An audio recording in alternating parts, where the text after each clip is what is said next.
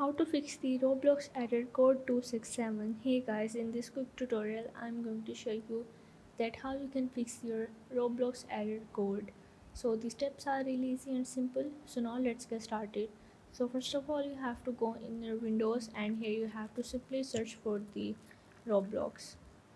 Now once you are in here, what you have to do is click on it and from here you have to go in its open file location.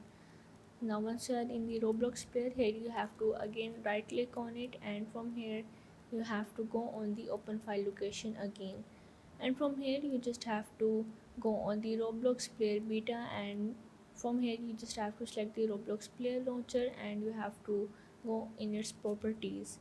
Now once you are in, here is the option of the compatibility. You just have to click on it and here is the option of the compatibility mode. You just have to click enable this, then this program is compatible mode for the, and here you have to select your Windows that you are currently using, and from here you just have to click on the apply, click on the OK and save the changes, and after that you are able to fix the error code 267 in your Roblox.